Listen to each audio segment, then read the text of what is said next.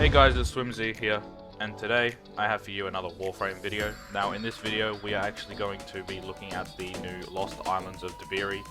Now these are fragments you can find in the plains of Duviri itself, and I found all of them, so I'm just going to let these play, and yeah, let's get into it.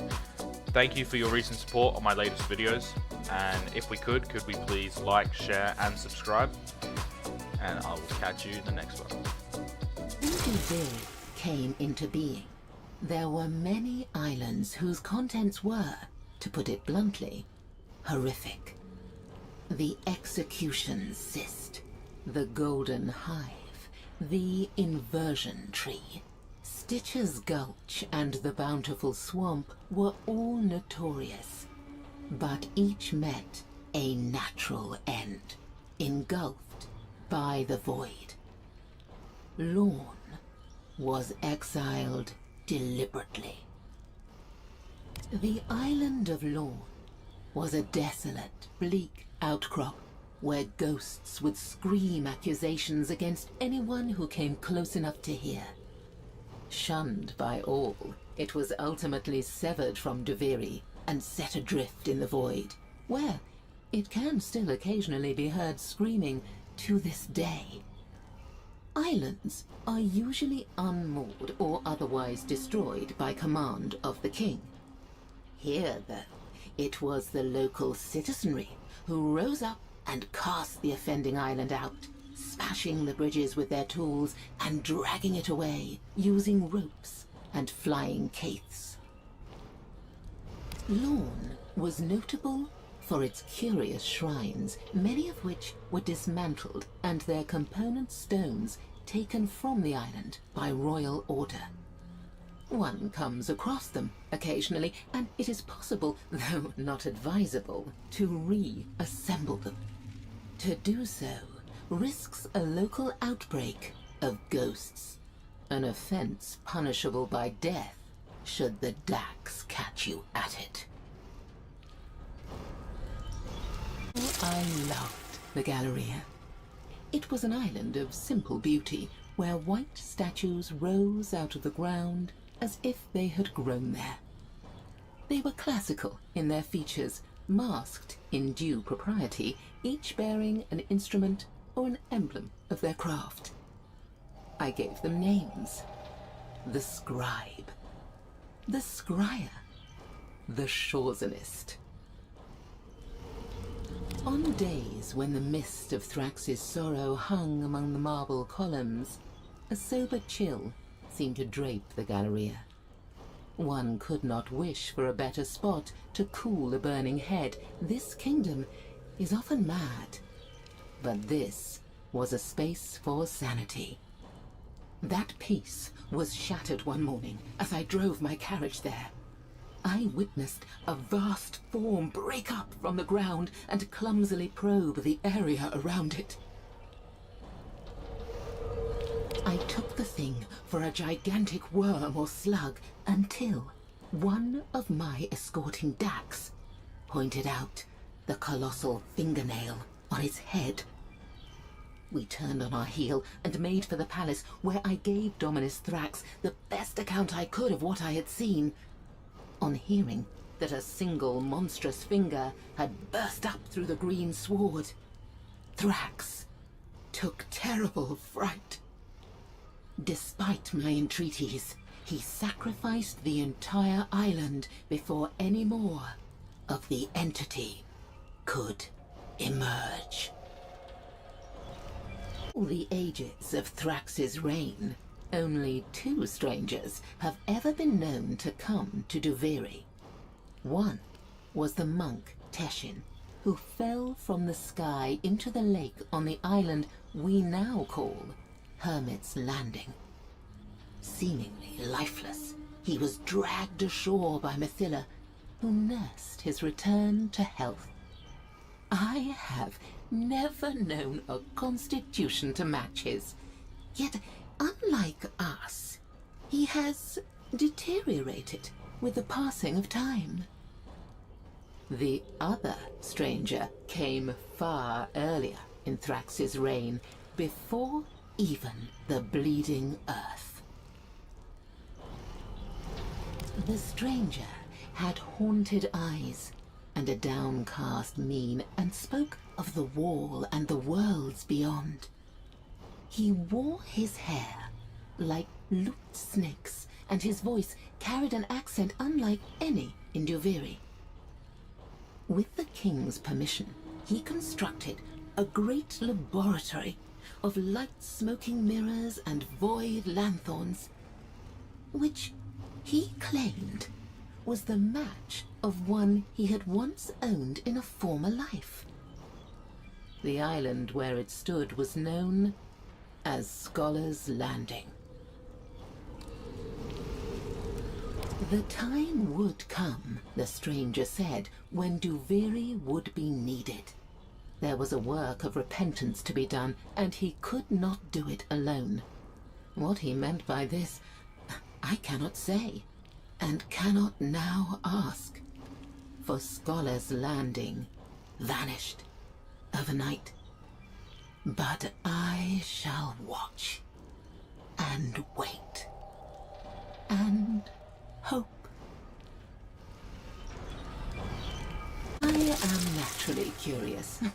I can hardly help it. And so, I set this down for any that follow in my footsteps who wonder, as I have, about our home. Today, Duviri is a mere scattering of islands, set about the palace as if they had spilled forth from it. But in the dawning time, when the kingdom was new, it was a kingdom worthy of the name. From horizon to horizon lay island after island, each one different, bearing distinctive color and life. I have flown on Caithback until the Ark Harbor was lost to sight, and then on again, and have been unable to number the lands over which I flew. Every one of them raised its banners to Thrax. Nothing remains of those islands now. Not a tree, not a leaf, not a grain of sand. It seems some of the lost islands were smashed by Thrax the king, as a child might smash a toy. Others have been obliterated by hazards unknown. The void is an ocean, it is said, and monsters dwell in its depths. But the vast majority of the islands have simply fallen to the void's creeping encroachment as the tides wear away at the land. I dream of a lost island returning one happy day, or an entirely new island appearing, birthed from the void. But this place has not changed in so long, except for the worse, and there is no reason for hope. One day, I am sure, the void will engulf us all. In the splendid lands on this side of the wall lives happy Mathila, and she has 2 children. She also had a husband in her yesterdays. When I have attempted to talk to her about him, she has simply frozen, like a rat before a snake. His name was Garmy, and he was keeper of the Seraglass Lighthouse on Watcher's Island. The lighthouse served no true purpose, yet he kept its lamp burning, beaming out into the void as if to call travelers home. Now, before his death, Garmy confided in me that he felt his role was important. He was keeping it at bay. Void storms were not unknown in Duviri, but the storm I shall speak of was unlike others. It hung in a red veil across the sky. There was a great sound like tearing metal, and all at once a pelting rain fell. Not water, but broken metal chains in lengths and coils and great rattling whip strands. The falling chains shattered roofs and windows, slashed through screaming livestock, and maimed the fools who had not come in from the streets. I found Garmy's log in the toppled ruin of the lighthouse. With admirable presence of mind, he describes a form steadily approaching out of the void. A monstrous hand possessed of only 3 fingers and a thumb. With the lighthouse gone, Watcher's Island crumbled, and was gone too within 3 spirals. Garmy has no grave nor memorial, as if he had never lived. But I remember, and so I record.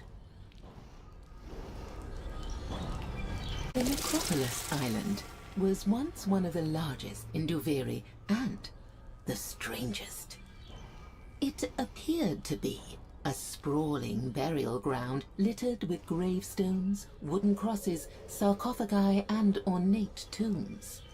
But those who broke into these places found that there were no bodies to loot. Not a cadaver. Not a skull. Not even a tooth. Instead, each coffin contained a simulacrum of the human form in various stages of decay. Entire skeletons carved out of wood. Corpses of rotting straw stuffed into old clothes. Mouldering faces sculpted in crumbling clay. Little bones laboriously whittled down from large bones. I have never been able to make any sense of it.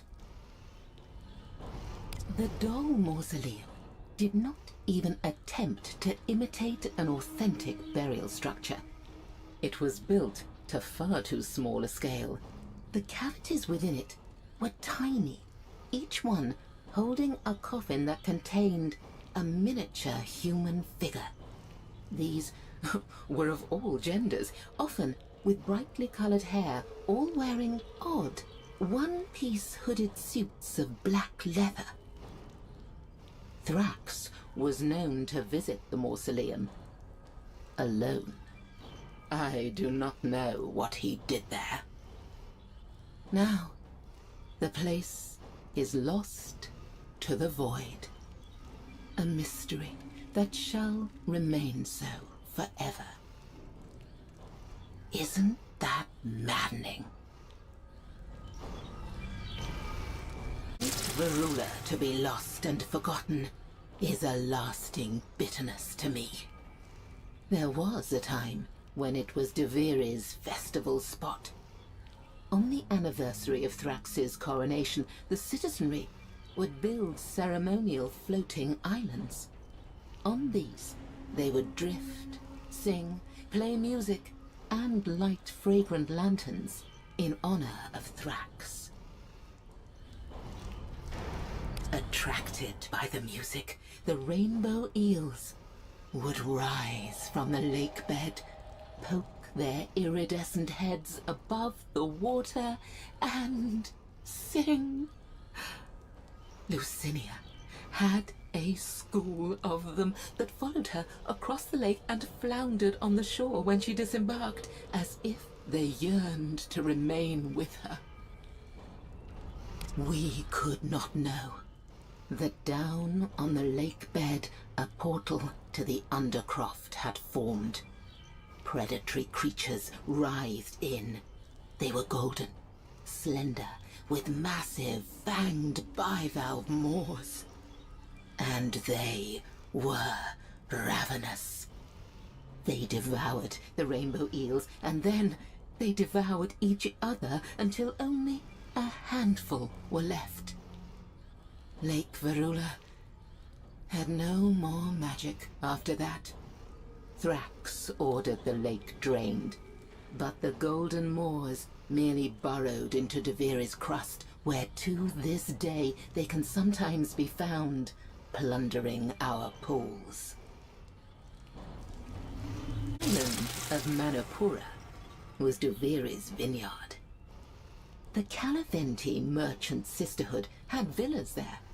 Their tenant farmers raised succulent grapes to be turned into wine, which was taken as a tribute to be shared among the Dax. Tribute Day was a great celebration in the Dax barracks, as the veiled Yaskotai would pour bowl after bowl of wine.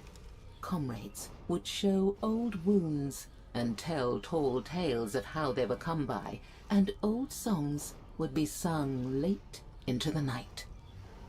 The Calaventi were proud.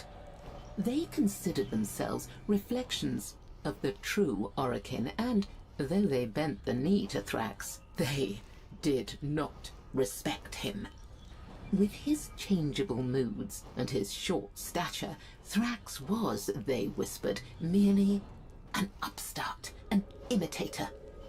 It was the servants who alerted Thrax to their master's insolence. If they expected to be rewarded for this, oh well, more fool them. A terrible Orroworm was sent to, and I quote, trample the Calaventi Sisterhood as they trample their grapes. With no warning, the Orroworm burst through the island from beneath, shattering it to fragments. If the Dax of Duviri resent the loss of their wine tribute, they know better than to speak of it. There was a time when the children of Duviri were educated. Upon the island of Academe, within its chalky caves, in rough-hewn classrooms lit by burning blue gas, sages taught them everything they would need to know. They learned of the 7 principles, the geometries, the primords, the harmonics and resonances, the sacred stories, and, most importantly, the unquestionable benignity of Dominus Thrax. And then, not long after the reign of chains, the first of the Hollow Children appeared. They joined the others for class, sitting at the back, silent and attentive. Their eyes were a deep and lustrous black, their mouths fixed in a constant grin. None of the sages saw them enter or leave. The Hollow Children did not speak, nor did they participate in class in any way, except to giggle unnervingly when the subject of the Void was mentioned. When adults came to collect their children, they noticed an additional oddity. Among the Hollow Children were exact duplicates of themselves when they were younger. Each day there were more of them. Thrax ordered the island destroyed, but when Loden descended from the sky to ravage it, the Orroworm found it had broken free of its own accord. Thrax did not give the order to pursue. The island was called Cornucopia for its fecundity. The soil, dark and rich, yielded tubers and greens that shimmered with life. Wagons laden with tribute would go tottering up to the palace in procession. All this was, of course, the will of the king, for what is a kingdom without its peasants? Thus had he created the islands, and thus they remained, day after indolent day. Then, on a morning like any other, Farmer Hovril drove his spade into the earth, and brought up blood. Blood welled up from the gash like crimson oil. As Hovril looked on, stupefied, the rivulet reached the road and began to pool. The shocked cries of other farmers rang out as their furrows too began to fill with blood. The stuff was dark, almost black. It had a heavy metallic odor suffused with grave spices. One venturesome soul tasted it. His eyes instantly became pitch orbs, his voice a smoky whisper. Panic ensued. The judgment of Dominus Thrax. The Dax came swiftly, the roads were barricaded, and Cornucopia was isolated from Duviri. Later that day, a great orreworm shattered the bridges. The island was set adrift, inhabitants and all. Oh. The last sight I had of them was a row of wide-eyed, pleading faces watching me steadily as they vanished into the void. Alright guys, that has been the video. I hope you did enjoy. If you did, please like, share and subscribe. And if you want to, check out another video, or maybe two. They are on the screen right now. But yeah, it's been Swim guys. Later.